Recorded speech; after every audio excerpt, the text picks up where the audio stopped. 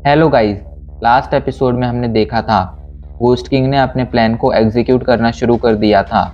अभी के लिए चुबू नाम का एंशिएंट बीस्ट कैंगशोंग का पीछा कर रहा था, जो उसका पीछा करते हुए एक जंगल में पहुंच जाता है।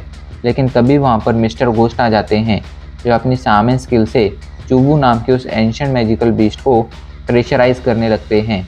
ये देख चुबू जल्दी से मिस्टर घोस्ट पर हमला करता है, लेकिन बीच में प्यूजी और जाओफेन आकर उसके हमले को नाकाम कर देते हैं। इस बात से अभी के लिए चुवू बहुत ज़्यादा गुस्से में था, लेकिन वो चाहकर भी कुछ नहीं कर पा रहा था। वो चाहकर भी मिस्टर घोस्ट को नहीं रोक पा रहा था। इधर मिस्टर घोस्ट अपने काम पर फोकस करते रहते हैं और लगभग अगले 5 मिनट में वो अपने हाथों में मौजूद सील कंप्लीट कर लेते हैं। जैसे ही वो अपने हाथों में मौजूद सील कंप्लीट करते हैं, अचानक से आसमान में एक अजीब सी फॉर्मेशन दिखाई पड़ने लगती है। उस फॉर्मेशन से एक बड़ा सा फर्नेस बाहर आता है। वो फर्नेस काफ़ी ज़्यादा बड़ा था और उसके अंदर से एक डेमनिक ऑरा निकल रहा था। तभी अचानक से उस फर्नेस के ऊपर घोस्ट किंग आकर खड़े हो जाते हैं। उनकी बॉडी से एक पावरफुल ऑरा निकल रहा था। अचानक से उनके हाथों में एक चीज़ दिखाई पड़ने लगती है। जैसे ही वो चीज़ वो चुबू को फेंक कर मारते हैं, चुबू जो इतनी देर से काफ़ी ज़्यादा दहाड़ रहा था, अचानक से शांत हो जाता है। उसकी आंखों में अभी के लिए गुस्सा दिखाई पड़ रहा था, लेकिन वो चाहकर भी अपनी पावर को यूज़ नहीं कर पा रहा था। शायद वो समझ गया था कि अब उसके साथ यहाँ पर क्या होने वाला है। चुबू बचने की काफ़ी कोशिश कर रहा था, लेकिन वो उस फर्नेस से नहीं बच पा रहा था। वो फर्नेस लगातार चुबू की एनर्जी अपने अंदर सोखता जा रहा था, जिससे चुबू को अभी के लिए काफ़ी ज़्यादा वीक महसूस होने लगा था। इधर इन सभी से दूर क्विंगुन हिल में हमें टोंगटियान पीक का सीन दिखाया जाता है। अभी के लिए टोंगटियान पीक की इनर हॉल में ग्रैंड मास्टर, पेंगजैन वैली के मास्टर और पूहोंग मास्टर बैठे हुए थे। ग्रैंड मास्टर और पेंगजैन वैली के मास्टर अभी के लिए चाय पी रहे थे। ग्रैंड मास्टर हंसते हुए कहते हैं, हमारे क्विंगुन सेट की चाय सच में बहुत ज़्यादा खास है। इसके जैसी चाय तुम्हें और दुनिया में कहीं और नहीं मिलेगी। ये सुनकर पेंगजैन वैली के मास्टर भी सिर हिलाते हुए कहते हैं, हाँ तुमने बिल्कुल सही कहा। सच में मैंने ऐसी चाय आज तक कभी टेस्ट नहीं की है, लेकिन अब जब मैंने इसे टेस्ट कर लिया है, तो जब मैं क्विंगुन सेट से पेंगजैन वैली लौटूंगा, तब मैं अपने साथ इसके बोरे भरकर लेकर जाऊंगा। ये सुनकर ग्रैंड मास्टर हंसते हुए कहते हैं, हाँ क्यों नहीं, मैंने भला तुम्हें कब रोका है। तुम जब चाहो ये चाय अपने साथ लेकर जा सकते हो। और वो दोनों हंसने लगते हैं। अभी वो दोनों हंस ही रहे थे, तभी उनकी नज़र पूहोंग मास्टर पर पड़ती है, जो शांति से अपनी जगह पर बैठे हुए थे। उनकी आंखें बंद थीं और वो कुछ बड़बड़ा रहे थे। उन्हें देखकर ग्रैंड मास्टर कहते हैं, पूहोंग मास्टर आखिर आपको क्या हुआ। इस पर पूहोंग मास्टर अपनी आंख खोल लेते हैं और अपनी आंखें खोलकर कहते हैं, अभी के लिए पूरी दुनिया मुसीबत में है। ऐसे में हमें अपने आप को खुद को शांत रखना चाहिए, ताकि हम सही वक्त पर सही डिसीजन ले सकें। लेकिन हमारे बुद्धा ने हमें ये सिखाया है कि हमें हमेशा लोगों को मुसीबत से बचाना चाहिए। ऐसे में जब ये पूरी दुनिया मुसीबत में है, तब मैं चाहकर भी खुद को शांत नहीं कर पा रहा हूँ, चाहकर भी हंस नहीं पा रहा हूँ।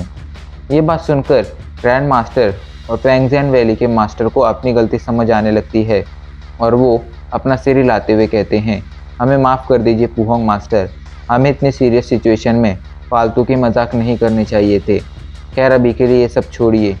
मैं जानता हूँ कि मैंने गलती की है, लेकिन अब मैं और ये गलती दोबारा नहीं करूँगा। हम फूड फैक्शंस हैं, ऐसे में पूरी दुनिया को बचाने की जवाबदारी हमारी है। इसलिए अभी के लिए इन सभी को बातों को छोड़कर चलिए हम सभी मेन टॉपिक पर चर्चा करते हैं। इस पर पेंगजैन वैली के मास्टर भी अपना सिर हिलाते हैं। ग्रैंड मास्टर कहते हैं, आज से कुछ दिनों पहले मैंने शाओवी चाय, जिंगयू और क्विंगुन सेक्ट के कुछ पावरफुल डिसाइपल्स को इन्वेस्टिगेशन करने भेजा था। वो कल ही लौटे हैं और कल लौटने के बाद उन लोगों ने मुझे एक अजीब खबर बताई है। दरअसल पिछले जितने भी समय से ये डेमनिक बीस्ट इस दुनिया में आए हैं, वो सीधा सेंट्रल प्लान की तरफ बढ़ते आ रहे हैं। उन्होंने रास्ते में अपना रास्ता बिल्कुल भी नहीं बदला है, वो किसी और डायरेक्शन में गई ही नहीं है। पर पता नहीं क्यों आज से कुछ दिनों पहले अचानक से ही लगभग 60% डेमनिक बीस्ट ने अपना रास्ता बदल लिया और वो लोग सेंट्रल प्लान की बजाय अभी के लिए सरपेंट वैली की दिशा में बढ़ रहे हैं। ये सुनकर फैंगजियान वैली के मास्टर चौंक कर कहते हैं, सरपेंट वैली? पर वो उस तरफ क्यों बढ़ रहे हैं? वो तो इविल सेक्ट वेंडू क्लैन का एरिया है। ऐसे में अचानक से वो लोग उस तरफ क्यों जाने लगे हैं? इस पर ग्रैंड मास्टर बताते हैं, मुझे भी एग्जैक्टली नहीं पता है, पर कल जब डिसाइपल्स लौटे तब उन लोगों ने बताया कि लगभग 60% डेमनिक बीस्टों ने अपना रास्ता बदल लिया है और अभी के लिए वो सेंट्रल प्लान की तरफ बढ़ने के बजाय वेंडू क्लैन की तरफ बढ़ते जा रहे हैं। पर असल में वो ऐसा क्यों कर रहे हैं इसका किसी को भी कुछ पता नहीं है। पर जहाँ तक मुझे लगता है इविल बीस्ट गॉड और इन इविल क्लैन वेंडू सेक्ट में कुछ तो बड़ी प्रॉब्लम है, जिसकी वजह से अभी के लिए इविल बीस्ट गॉड वेंडू क्लैन को तबाह करना चाहता है। खैर हमें इस बात से क्या, अगर वो दोनों आपस में लड़कर ख़त्म हो जाते हैं तो इससे हम गुड फैक्शंस और कॉमन लोगों का, मामूली लोगों का फ़ायदा ही होगा। ऐसे में ये सब होना अच्छा ही है। ये सुनकर वुहोंग मास्टर भी अपना सिर हिलाने लगते हैं, लेकिन तभी फैंगजियान वैली के मास्टर कहते हैं, ग्रैंड मास्टर, वुहोंग मास्टर, आप लोग इन चीज़ों को जितना आसान समझ रहे हैं ये चीज़ें उतनी आसान है नहीं। ये सुनकर वो दोनों कहते हैं, आखिर आपको ऐसा क्यों लगता है कि इसमें कुछ गड़बड़ी है? तो फैंगजियान वैली के मास्टर बताते हैं, मैं और आप दोनों अच्छी तरह से जानते हैं इविल सेक्ट के लोग कैसे हैं। ऐसे में वो बिना किसी वजह के इविल बीस्ट गॉड से पंगा तो नहीं लेंगे। ऐसे में ये वजह कि उनका इविल बीस्ट गॉड से कोई पंगा हुआ होगा ये थोड़ी सुनने में अजीब लगती है। और दूसरी सबसे इम्पॉर्टेंट बात, इविल बीस्ट गॉड का लोगों को मारने के अलावा इस दुनिया में और कोई पर्पज़ है ही नहीं। ना ही उस दुनिया पर राज करना चाहता है और ना ही वो किसी तरह की संपत्ति पाना चाहता है। वो बस लोगों को मारना चाहता है। ऐसे में वो आखिर वेंडू क्लैन की तरफ क्यों जाएगा? अगर उसे लोगों को मारना ही है तो वो सीधा सेंट्रल प्लान की तरफ आएगा, क्योंकि दुनिया के ज़्यादातर लोग अभी के लिए सेंट्रल प्लान में मौजूद हैं। ऐसे में अभी के लिए वो वेंडू क्लैन की तरफ जा रहा है। ये बात थोड़ी गड़बड़ी भरी है। ये सुनकर वुहोंग मास्टर और ग्रैंड मास्टर के चेहरे पर भी परेशानी दिखने लगती है। तभी फैंगजियान वैली के मास्टर कहते हैं, जहाँ तक मुझे समझ आ रहा है इविल क्लैन वेंडू क्लैन में कुछ तो बहुत ही बड़ा हुआ है जो अभी के लिए हमें नहीं पता है, और हमें किसी भी तरह उसका पता लगाना चाहिए, क्योंकि उसी बड़ी चीज़ की वजह से मुझे लगता है कि अभी के लिए इविल बीस्ट गॉड वेंडू क्लैन को तबाह करने जा रहा है। उसकी बात सुनकर वुहोंग मास्टर और ग्रैंड मास्टर दोनों ही अपना सिर हिलाने लगते हैं। अभी के लिए उनके दिमाग में भी खतरे की घंटी बज रही थी। वो लोग लगभग अगले 4-5 घंटों तक बातें करते रहते हैं, चर्चा करते रहते हैं और आखिर में उस डिसीजन पर पहुंचते हैं कि अभी के लिए वो कुछ नहीं करेंगे। ग्रैंड मास्टर कहते हैं, भले ही इविल बीस्ट गॉड का वेंडू क्लैन को तबाह करने जाना थोड़ा अजीब हो सकता है, लेकिन इससे हमें ही फ़ायदा है। अभी के लिए लगभग 60% डेमनिक मॉन्स्टर्स उस तरफ जा चुके हैं। ऐसे में अभी के लिए हमें सिर्फ 40% डेमनिक बीस्टों का सामना करना होगा। ऐसे में हम लोग आसानी से उनका सामना कर सकते हैं। अभी के लिए वजह चाहे कुछ भी हो, पर हमारे हाथों में एक सुनहरा मौका आया है। इस मौके का फ़ायदा उठाकर हम लगभग 40% डेमनिक बीस्टों को डिस्ट्रॉय कर सकते हैं, उन्हें मार सकते हैं। ऐसे में अगर फ्यूचर में हमारा सामना दोबारा से इविल बीस्ट गॉड से हुआ तो हमें सिर्फ बचे हुए डेमनिक मॉन्स्टर से फाइट करनी होगी। ऐसे में हम लोग आसानी से उस समय उनका सामना कर पाएंगे। और वैसे भी अगर हम किसी तरह इविल बीस्ट गॉड की पावर को कम कर पाते हैं तो ऐसे में हमारे ही जीतने के चांसेस बढ़ेंगे और दुनिया को एक नई उम्मीद मिलेगी दोबारा से नई शुरुआत करने की। इस पर वुहोंग मास्टर और फैंगजियान वैली के मास्टर भी अपना सिर हिलाने लगते हैं, लेकिन तभी वुहोंग मास्टर कहते हैं, मैं जानता हूँ ग्रैंड मास्टर कि आपकी बातें बिल्कुल सही हैं और हमें इस मौके का फ़ायदा उठाना चाहिए, पर मैं जहाँ तक वेंडू क्लैन को जानता हूँ वो कोई नॉर्मल क्लैन नहीं है। और कुछ समय पहले मुझे न्यूज़ मिली थी कि वेंडू क्लैन के पास कोई बड़ा सीक्रेट है। ऐसे में हम अभी के लिए वेंडू क्लैन पर हुए इस हमले को नज़रअंदाज नहीं कर सकते हैं। शायद वेंडू क्लैन पर जो हमला हुआ है वो उसी सीक्रेट की वजह से हुआ हो, और अगर हमें वो सीक्रेट पता चल जाए तो शायद उससे हमारा ही कोई फ़ायदा हो जाए।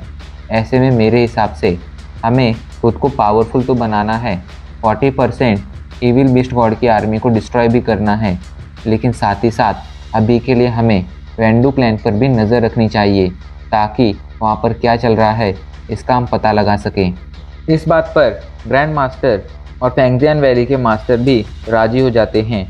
फैंगजियान वैली के मास्टर कहते हैं, मेरे हिसाब से अभी के लिए हमें हमारे सेक्ट के कुछ पावरफुल डिसाइपल्स को इन्वेस्टिगेशन करने के लिए वेंडू क्लैन भेजना चाहिए।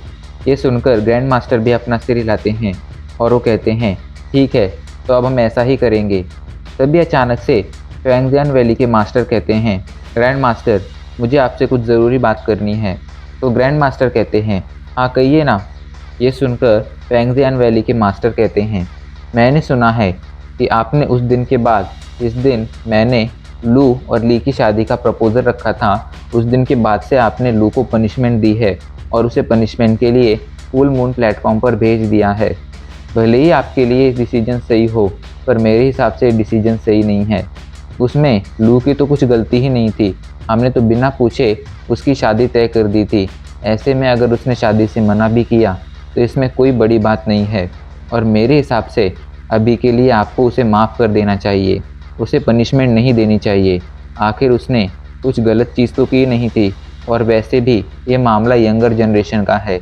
ऐसे में हम लोगों को इसमें बीच में नहीं पड़ना चाहिए।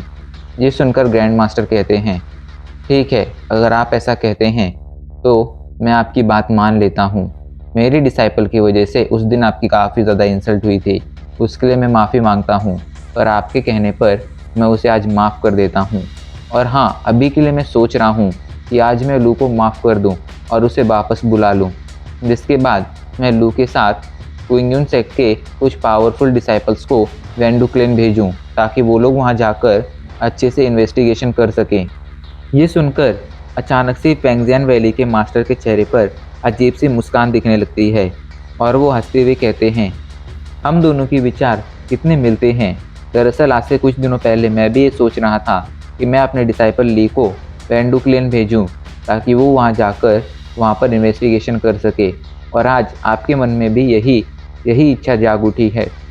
ये सुनकर ग्रैंड मास्टर पहले तो चौंक जाते हैं, लेकिन फिर उनके चेहरे पर भी मुस्कान आ जाती है और वो मुस्कुराते हुए कहते हैं, अगर आप भी अपने डिसाइपल को वहाँ पर भेजना चाहते हैं और मैं भी अपने डिसाइपल को वहाँ पर भेजना चाहता हूँ, तो ऐसे में हम लोग क्यों ना उन दोनों को साथ में वहाँ पर भेज दें ताकि वो दोनों वहाँ जाकर साथ में अच्छे से इन्वेस्टिगेशन कर सकें और वहाँ पर जाकर न्यूज़ इकट्ठा कर हम तक जल्दी से जल्दी पहुँचा सकें और ख़ास करके वहाँ पर जाकर अपने लिए लाइफ एक्सपीरियंस इकट्ठा कर सकें।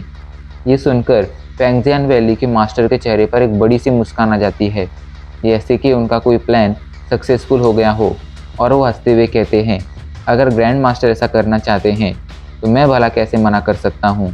मेरी फुल परमिशन है, आप उन दोनों को साथ में वहाँ पर भेज दीजिए ताकि वो वहाँ पर जाकर अच्छे से इन्वेस्टिगेशन कर सकें और हमें जल्द से जल्द न्यूज़ मिल सके। ये सुनकर ग्रैंड मास्टर भी अपना सिर हिलाते हैं और वो टेबल पर रखे एक चाय के कप को उठाकर उससे चाय पीने लगते हैं। अभी के लिए अगर कोई उन्हें ध्यान से देखता तो उसे उनके चेहरे पर एक अजीब सी मुस्कान दिखाई पड़ती, जो आखिर क्या कहना चाहती थी ये समझ में ही नहीं आ रहा था। वो मुस्कान खुशी की थी, दुख की थी, गुस्से की थी, बदले की थी, न जाने किसकी थी, लेकिन वो मुस्कान सच में बहुत अजीब थी, जिसे अगर कोई इंसान अचानक से देख लेता तो वो बहुत ज़्यादा डर जाता। अभी के लिए वो अपने मन में क्या सोच रहे थे ये कोई नहीं जानता था। पूरी दुनिया उन्हें क्विंगयुन सेक्ट का हेड होने की वजह से अच्छा मानती थी, लेकिन क्या वो सच में अच्छे थे इसका किसी को कोई पता नहीं था। खैर, अभी के लिए हमारा ये एपिसोड यहीं पर ख़त्म हो जाता है।